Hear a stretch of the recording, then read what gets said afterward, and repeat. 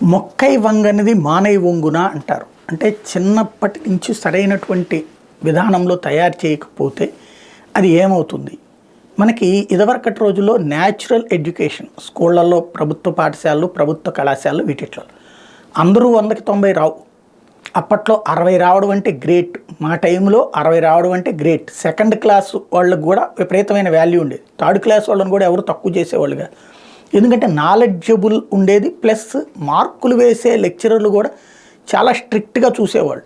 కానీ క్రమంగా ప్రభుత్వాలు పాస్ పర్సంటేజ్ ఎక్కువ చూపెట్టాలి, మార్కుల పర్సంటేజ్ ఎక్కువ చూపెట్టాలి, కార్పొరేట్ విద్యా సంస్థలలో తమ బిడ్డల్ని చదివించే తల్లిదండ్రుల మనోభావాలకు అనుగుణంగా మార్కులు వేయించడం ప్రారంభించేటప్పటికీ చదువుకు ముందు కాకరకాయ అనేవాడు చదువుకున్న కేకరకాయ అన్నాడు అన్నటువంటి తరహాలో తయారైపోయింది.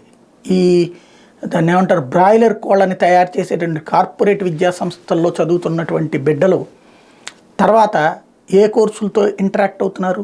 జేఈఈ, త్రిబుల్ ఐటీ, ఇట్లాంటి ఐఐటి, త్రిబుల్ ఐటీ అంటే మనం చాలా గొప్పగా కదా. ఇక్కడ చదువుతున్న వలన ఈ మార్కులతో వాళ్ళు ఎంట్రన్స్లు పాస్ అవుతున్నారు, అక్కడికి వెళ్తున్నారు.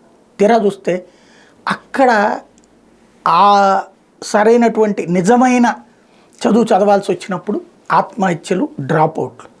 అది ఒక ఎత్తు అయితే, అక్కడ అట్లా ఇట్లాగా ముక్కి మూలిగి పాస్ అయితే ఉద్యోగాలు వెంటనే వచ్చేసాయి. ఇదివరకు ఐఐటీలో, త్రిబుల్ ఐటీలో అంటే ఎగబడి ఉద్యోగాలు వచ్చాయి. ఇప్పుడు దౌర్భాగ్యం ఏంటి అంటే 36% మంది ఐఐటి వాళ్ళకి, బాంబే ఐఐటి బాంబేలో 36% మందికి క్యాంపస్ ప్లేస్మెంట్స్ లేవు.